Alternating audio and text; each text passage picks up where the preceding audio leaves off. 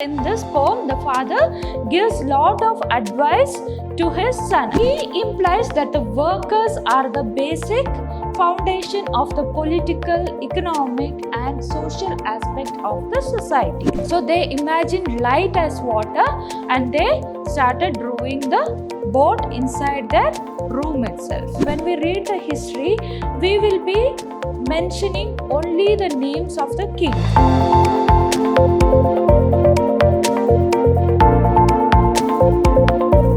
Welcome dear students, I am Mrs. Reena, lecturer, Department of English at Vidhyaashram First Grade College, Mysuru.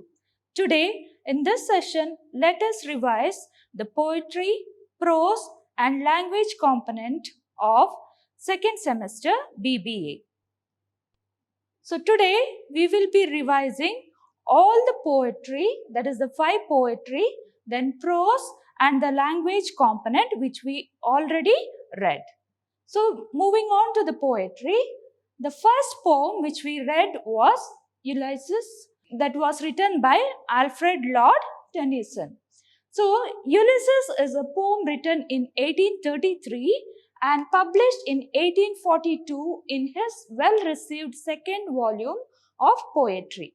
And it is a popular example of the dramatic monologue.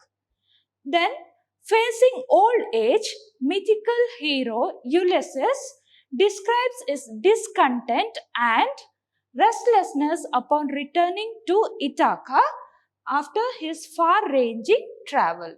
So here, as we know already, Ulysses, he returns to his kingdom, that is Ithaca, after a long journey.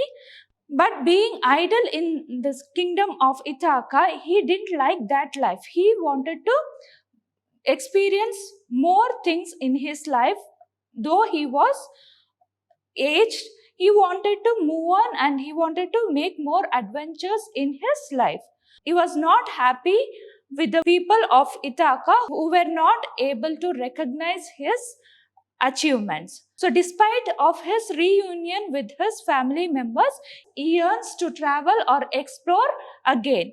Again, he plans to go for an exploration along with his fellow sailors.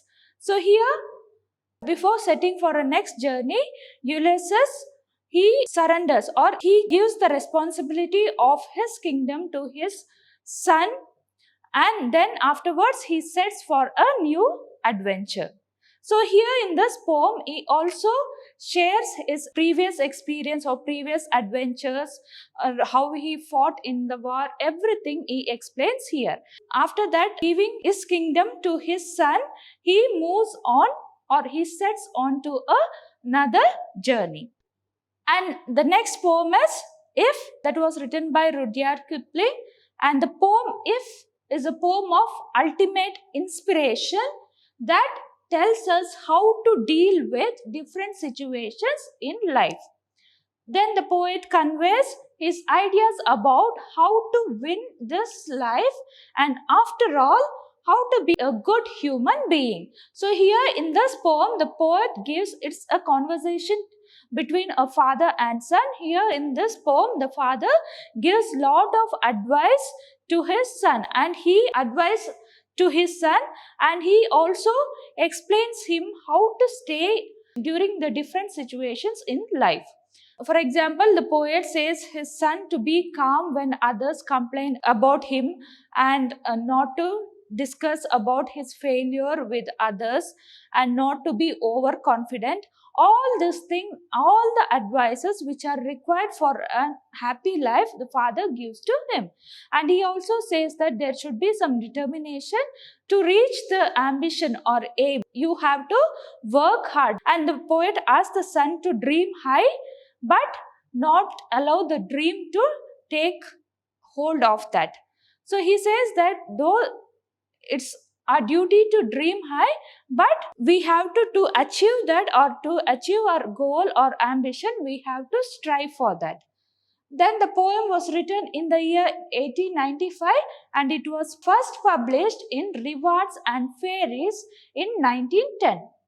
Next, the poem If is inspirational, motivational and a set of rules for grown-up living. So this poem is all about the advices or set of advice given by a father to his son, how to lead a good life. Next, poem 3 is Questions from a Worker Who Reads, that is written by Bertolt Brecht. And the poem Questions from a Worker Who Reads shows poet's limitless compassion towards the working class. So he implies that the workers are the basic foundation of the political, economic, and social aspect of the society. Then he argues that throughout history, the workers had labored to build forts, walls, and to win many wars. But the name or reputation for what was achieved was always given to the kings in our history. So here he speaks about many things, many places, many cities, many famous cities, and he speaks about many famous rulers like Julius Caesar, Alexander the Great, and about their victory. The poet speaks about their victory, and also he speaks about the different wars won by them and the main wonders. For example, Great Wall of China, he speaks about that. So here he says, when during all these things, so there were a lot of achievements. When we read the history, we will be mentioning only the names of the kings for their achievements. But here he says that the kings did not achieve all these things alone, but there were so many members behind them, and the workers, especially the workers, the soldiers, all these people, there were so many men and women who helped them to achieve the greatest name or the reputation in the history. But here he says, or the poet complains that so many, the kings and the great people, they could achieve this only because of the workers or the laborers or the soldiers. Okay, the kings, they got the victory only because of the soldiers. They did not fight alone. So here poet is having a complaint saying that here only the names of the great men or the kings are mentioned in the history, but the names of the soldiers or the workers are not mentioned anywhere. And he at last says that the credit should go to everyone. So equally the credit should be shared with the workers and as well as the soldiers. Next is the poem 4, You Start Dying Slowly, that is by Pablo Neruda. And the poet in the poem talks about the beauty and importance of life. So he advises the readers to live a better, more and satisfying life. He shows the readers how to live their life beautifully, experiencing new things. So here the poet advises the people to explore more things in their life, not to stay in their own house every time. The poet is asking the people to come out of their house and explore the different things or the new things in their life. He is saying that life is short and we won't get much time to explore all the things in this world. So he is advising us to explore the things or move forward for an adventure in the life. So he's saying that without exploring the new things, we ourselves will be dying slowly. That is, we may be getting older, or else he's also saying that without enjoying the life, we may be dying mentally. Next, here again he encourages readers on how to chase their dreams. He is saying that as a human being, we should have some dreams and we have to work hard for achieving the dreams. And if we are afraid and do not pursue our thoughts, our reproductions can become meaningless and it is as good as dying slowly. He says that, so if we are afraid of doing different adventures or taking up some adventure in our life, or if we are afraid of exploring new things in our life will become meaningless And he says that it is as good as dying slowly. And the poem explains that there is a difference between living and existing. Next is the poem 5, that is We Are the TSP Banking Directors, written by DARRYL ASHTON. So here this poem is all about the new things. Means it's a trustee savings bank of Britain. So here the poet speaks about the bank employers and about their service towards the customers. So here We Are the TSB Banking Director poem is a famous poem written by DARRYL ASHTON, and it emphasizes on the importance of banking and with its usage on the digital platform. Nowadays, everything in the banking sector, there are a lot of difference comparing to the past and present. There is now it has become more digital. So here he explains about that, and it was seen that the bank faced a lot of chaos, that is confusion, after a recent change in its online platform. So almost everything is online nowadays. So while changing from the previous setting to the new setting, that is the online things, everything, there was a lot of confusion among the people here. So the trustee savings banks was one of the British financial institutions, and the poem also helps the readers to understand the ideas and thoughts of the poet in the banking sector.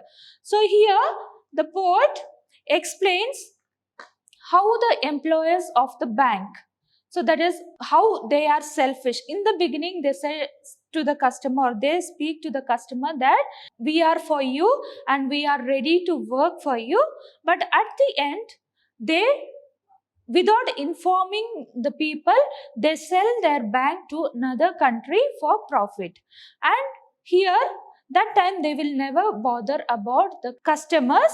They say that they will inform and they will only look into their profit. They become selfish there and they make profit out of selling the bank to another bank, and they make profit and they will only look into their betterment of their own life. Next, let's move on to, let's revise the prose. So the first prose was A Deed of Bravery, that was written by Jim Corbett. So Jim Corbett's short story, it's a short story, A Deed of Bravery, deals with the heroic deeds of survival against all odds. And the two protagonists of the story, that is Harya and Narva, had to survive against a circumstance which seems all about too much of hardships. And to collect bamboos for basket making, Harya and Narva, professionally they were basket makers, and to collect bamboos for basket making, they have to travel long distance on foot to the forest where tigers are frequent. So before collecting these bamboos, they had to take the license from the forest office. So when they were walking, when they were on the way to collect the license, suddenly Narva was attacked by the tiger and he was lacerated by the tiger. His shoulders were broken and he was completely lacerated by the tiger. So Harya was walking in front of him and Narva was following behind him. Suddenly he heard a sound and Harya looked back. Okay, that time he saw his friend lying down and tiger lying down on the floor and a tiger staying diagonally on him. So suddenly Harya heroically, so like an hero, he entered and he pulled Narva and he escaped Narva from the attack of tiger. So after that, in one of such journey, Narva get attacked by a tiger and Harya saves him with extreme bravery. And next comes Narva's fight against odds to survive after the tiger attack.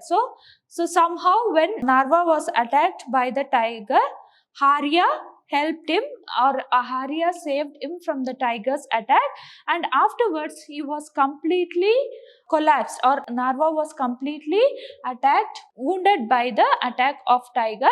And here this story speaks about the bravery act of Harya, who saved his friend from the attack of tiger, and also it speaks about Narva's bravery, or how he was able to bear all that pain and how he could survive after that. So Jim Corbett found this story an act of great bravery. So after that, Jim Corbett, he wanted the government of Uttarakhand to recognize the bravery act of Arya and Narva, but as there was no much evidence for this, it was rejected. So next is about Light is Like Water. It was written by Gabriel Garcia Marquez.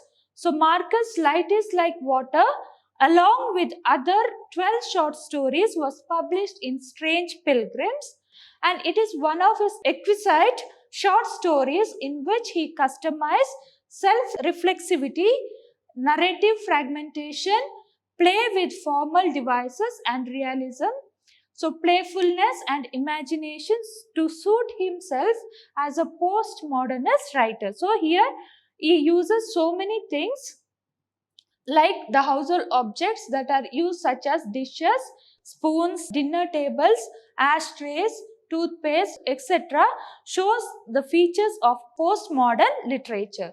So he plays with those formal devices and realism for magical actions. So this short story, or this story, is about two boys, that is Toto and Joel.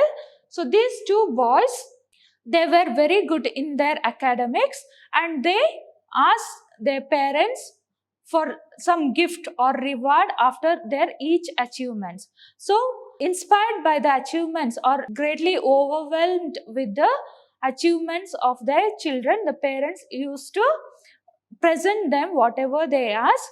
So they were living in Madrid, where there was no river or ocean. So here the children ask for a gift, that is a rowboat, and usually every Wednesday the parents go for a movie, and during that time these two boys were the lords or of that house, and using that boat they used to broke out the bulb, and as there was no water in that place, or ocean or river, to row the boat, so they imagined light as water, and they started rowing the boat inside their room itself. Next, Prose 3, that is Lesson My Father Taught Me, written by A.P.J. Abdul Kalam. So it's a short essay written by A.P.J. Abdul Kalam. So here he narrates an incident from his childhood in Rameshwaram when he was 10 years old. Okay, and this incident took place on the day when his father was elected as the president of Rameshwaram Panchayat Board. So when he was 10 years old, and in the evening when he was studying, when Abdul Kalam was studying, a stranger enters into his house, and he asked for his father. The stranger asked for his father, and that time he says that my father is not here. He had been to the mosque. He had gone to for the prayer or namaz, he says. So, and the stranger says that I have brought something to your father, and Abdul Kalam says the stranger to place that on the cot there, and when his father returned from the prayer, he saw the gift which was kept there, and Abdul Kalam's father was angry with Abdul Kalam, and he scolded him for accepting the gift, and his father advised him not to accept the gift like that. So gift as a reward for your duties. So here he explains about that. Abdul Kalam explains, and he says that unnecessarily we should not accept any gift from others, and he says that this incident made him to realize, and he followed the same things throughout his life. Next is about the language component. In language component, first we learned about punctuation. Punctuation means it's the different signs like question mark, capitalization, full stop, comma, all these things are punctuation marks. So let's look into a few examples. Did you post the letter? So did, when we start the sentence, it should be in capital letter, and it's a question, so we should end it with a question mark. Alas, she has failed in the examination, the man said. So it's a direct speech, so it should be in inverted commas. And also alas is a exclamatory. Alas expresses the sudden feeling, so we have to put the exclamation mark, then after the sentence comma, and at the end full stop. Next, reading maketh a full man, conference a ready man, and writing an exact man. So reading maketh a full man, then semicolon, then conference a ready man, again semicolon, writing an exact man. So here full stop. And next language component was framing questions, and we know that there are two types of question, that is WH question and yes or no type question. So here 30 passengers survived the crash. They will give the question like this: 30 passengers survived the crash. So you have to convert that into question. How many passengers survived the crash? Next one, the express bus goes to Agra. Which bus goes to Agra? Yes, they reached Delhi. Did they reach Delhi? Next is linkers. Linkers, as we all know, linkers are also known as the conjunctions, or linkers are the words which join two words or sentences together. So, man proposes, but God disposes. So, here the word but is joining this and making a meaningful sentence here. So, finish your exercise or else you will not be allowed to play. So, here or else is the linker word. Though Tom has a new bicycle, he can't ride it. Though is a linker here. We cannot play cricket unless we find the ball. So, unless is the linker word. We were afraid of them, so we ran away. So, here, so is the linker word. And one more language component which we read was reading comprehension. So, a passage will be given to you and you have to go through that, understand the meaning of that context, and then you have to answer the questions given below.